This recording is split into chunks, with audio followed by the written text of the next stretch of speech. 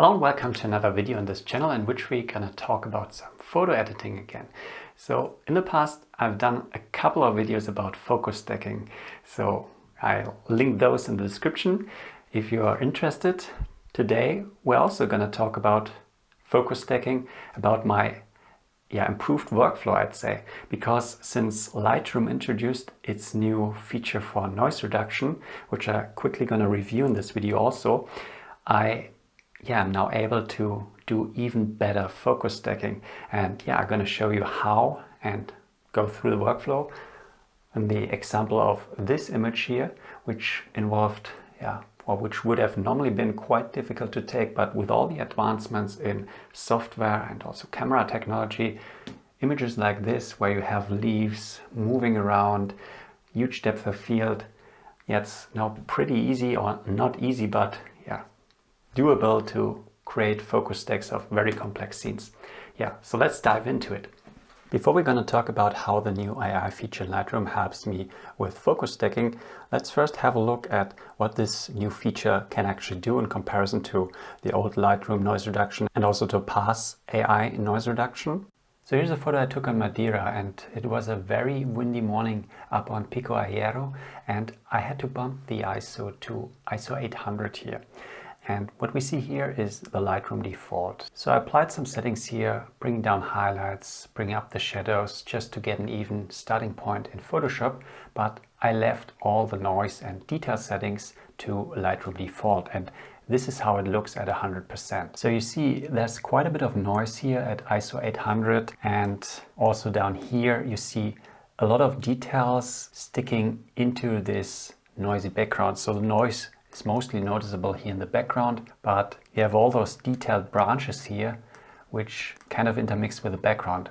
So it's pretty hard to mask this out for denoising this image. And at a first comparison, I want to show you what I was able to do with the Lightroom manual noise settings. So you see before and after, so I could get out the noise pretty well. So there's still a bit of noise left, but it's controlled very well. But with the default noise reduction in Lightroom, it's hard to mask out those denoise effects you get. So basically blurring also a bit of the image from those details here. So just look at this branch here, this detailed area. So before here, this area, there's a lot more detail than after noise reduction. So it's getting more soft. Also down here in the grasses, there's still a lot of details. I was able to maintain it, but it's getting a touch softer. So all in all, it's a good starting point, and I could now try to do some selective sharpening in Photoshop, trying to bring back some of the detail, but it's not ideal. So let's now progress to what I could do with Topaz noise reduction. So it's already using AI to do denoising and also maintaining some of the details. So let's see, moving from Lightroom to Topaz. So you don't see much of a detail. Maybe here in the details you see a bit of a shift. So a little less noise in the background, what we see down here. It's hard to really spot this in the video. So this is Lightroom. Now we're going to Topaz. So it's a touch less. The sharpness might be maintained a little bit better, but in other parts also you see slight artifacts, so it's not ideal. So let's look at this section here. This is what I had with Lightroom, and this is what I've done with Topaz. So in parts there's more detail, other parts not more detail. So it's very unpredictable how the AI noise reduction in Topaz works. So now let's see what the new Lightroom noise reduction can do. So switch it on, and the background, perfect. There's not any noise left. And let's just look at this branch here. So here, this is at what I started. So the fine branches intermixed with noise. This is what I got in Lightroom, getting a little softer here. Topaz, doing some sharpening here. You see this, there's a little fringe. And here in Lightroom, it's just perfect detail against a noiseless background. I also didn't notice any artifacts, and the foreground is also the sharpest from all the three. Let me quickly show you what I did in Lightroom, because this is not just the Lightroom noise reduction. I also countered it by introducing some additional sharpening in Lightroom, which you can do after applying this noise reduction in Lightroom. The image is so clean that you have a lot more room for pushing the sharpening in Lightroom.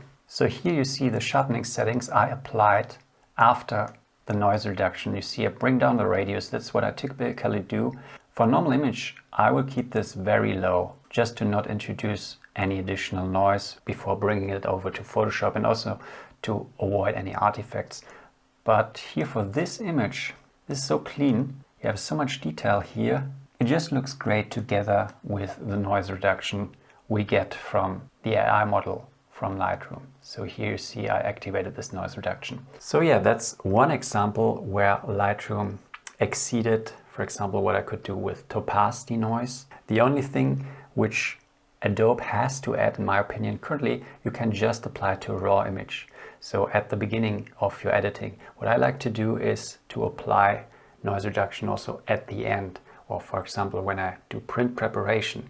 This is possible with tools like Topaz because they provide a plugin for Photoshop and you can just duplicate a layer and apply the noise reduction, also sharpening. This is not yet possible with the Adobe noise reduction here, but I hope they will add it in future versions of Photoshop. Now let's look at another example which is even crazier in my opinion, because this here is just rescuing some images where you had to bump the ISO to medium values. Would have been a pain before to get a clean image, but it would have been possible. Now an example where it wouldn't have been possible. Now this is a night image I took a few years ago in France, and as you can see it's very dark.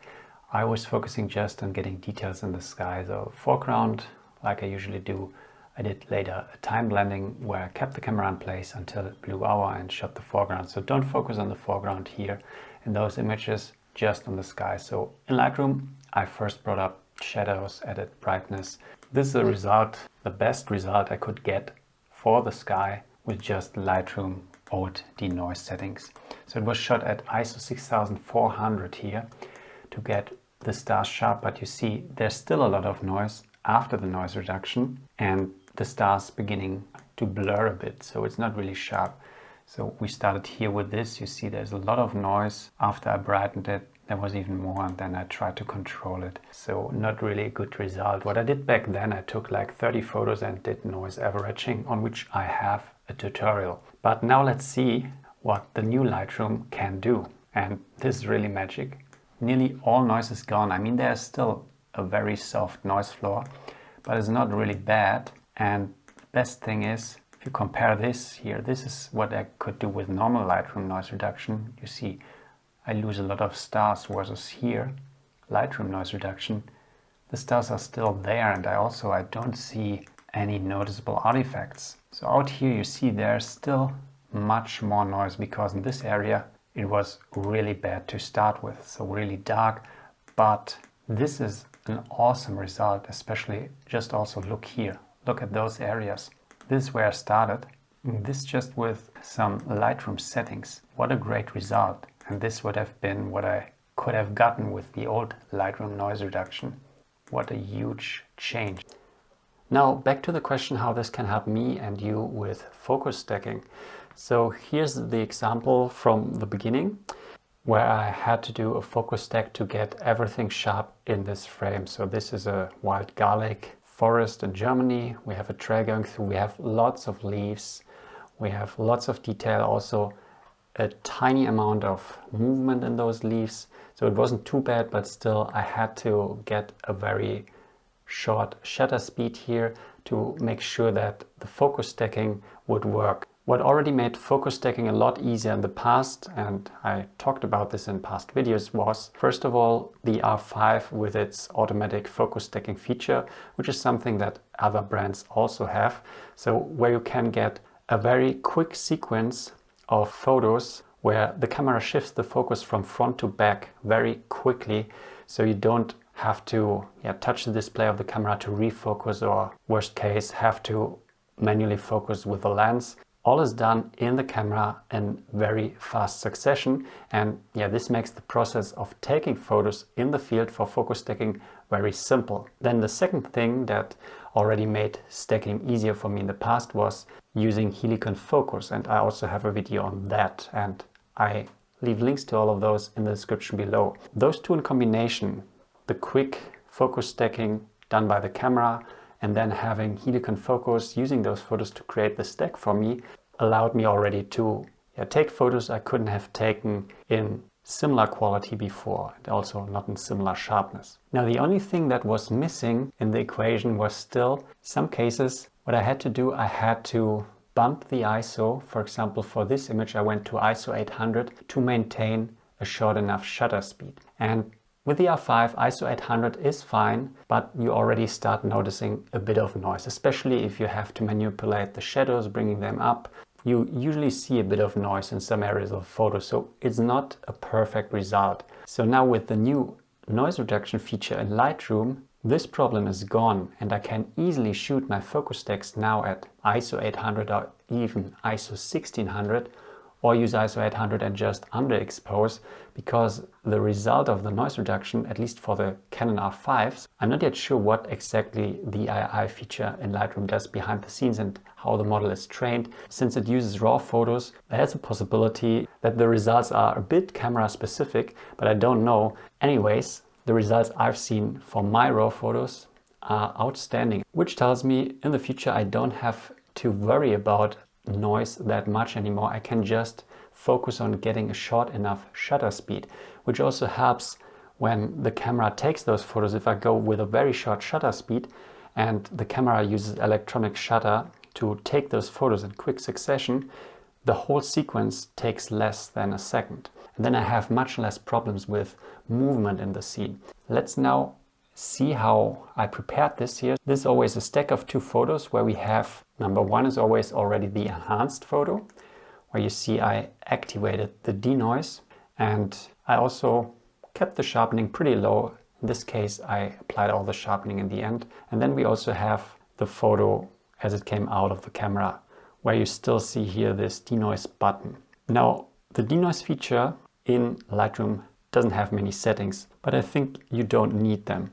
Also, this preview is a bit ridiculous, doesn't really tell you a lot. What I found is usually for ISO 800, values between 25, 35 usually are enough in my case. If I have ISO 1600 and above, usually have to go to 50%. I never went past that till now, so the results I get in that range are usually good enough. Once I enhance it, I also have to apply this to all the photos in the stacking sequence, and those are then also all DNG photos already. I will directly select all of those, so only the enhanced ones. Can also, as you see here, apply some settings, so bringing up the shadows, down the highlights. So all the typical RAW settings, and I can be much more aggressive here with the shadows, because after the denoising, even an ISO 800 photo is very clean.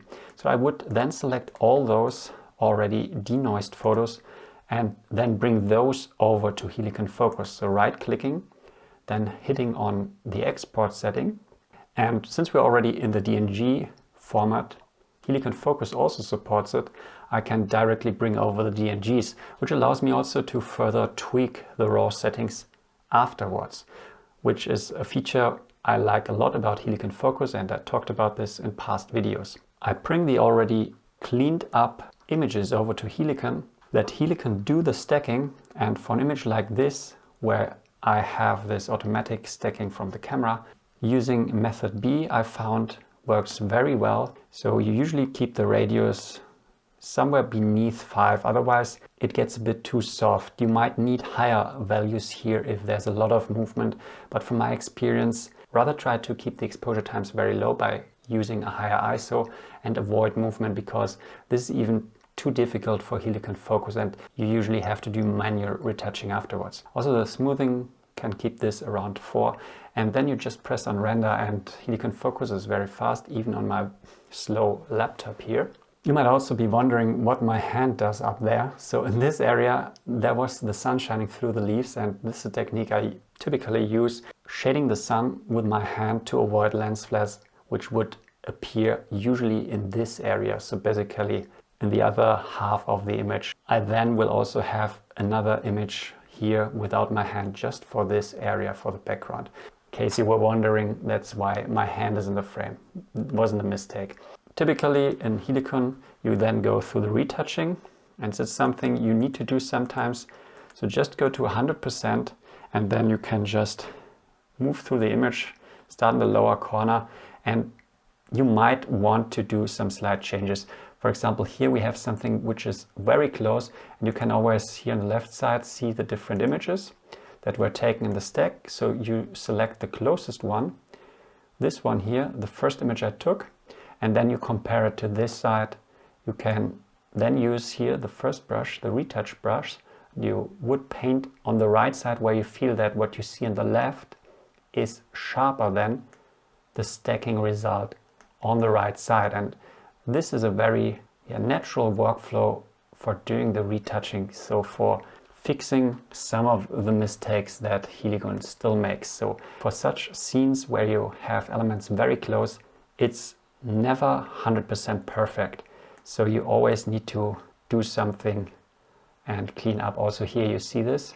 This is where the radius and the smoothing come into play, where you have a reduction of sharpness because it blends the different images together to get a good transition. But you can use the brush and fix this as good as possible, also down here. And it's usually just a few areas. So you go over this image, and I'd recommend spending some time, so not going too fast here, because what happens if you go too fast, you then do your creative editing. What usually happens to me when I do this, when I'm nearly at the end of my editing, I suddenly notice one area which I missed, and then I can't go back to fix it. And it's much easier to fix here in Helicon right away than having to do retouching in Photoshop later. So go through the image and really step by step and try to look at all areas as close as possible. I usually spend between 15 and 30 minutes, to be honest, just on this to make the result as good as possible. Last step after doing this, so I'll not go through this now completely because I already did, you save the image, and this is again, you save it as a DNG image, which, as I said, allows you to make further changes in Lightroom. So we're completely in a raw workflow here. So back in Lightroom, here you see the image I saved. I called it -stacked. And if we now zoom in, you see that this is the sharp version from front all the way through the middle ground to the background, something which wouldn't have been possible with a single photo, maybe at f22 or something, but then the image would have been soft overall. So I usually try to stay at medium f-stops here to maintain a good sharpness. And as I said, since this is still a DNG, I can make all the changes I usually do to raw files. And also, I mentioned this, I have here the photos without my hand, and for the background here I even did a bracketing sequence. And now let's just have a look here at this frame. It's shot just at ISO 400, so not too bad. Let's zoom in here and now bring up the shadows, bring down the highlights. So trying to bring out the detail here, and you see we have noise, especially in those darker areas. Here also on the branch, so everywhere it's pretty noisy, although it was just shot at ISO 400, but because I had to bump the exposure, bring up the shadows, this is not so nice. Now let's look at the denoised image for comparison, which I could bring up by 100 for the shadows, and you see, just look at those leaves here and those details, how clean this looks. There's basically no noise left in the image, but we still have all details. This is a perfect starting point, and this now blends well with the stacked image where I still have the hand in the frame. So that's basically the way I bring everything together. I would then bring those two images over to Photoshop and blend them together. Now I also want to show you the final image. So here is the image where I blended the stacked version with the background, so the hand is gone. Then I did some enhancements to the light and also some dodge and burn to arrive at this final image. And let's finish this video with some pixel peeping so you can see how clean this focus stacked image now looks.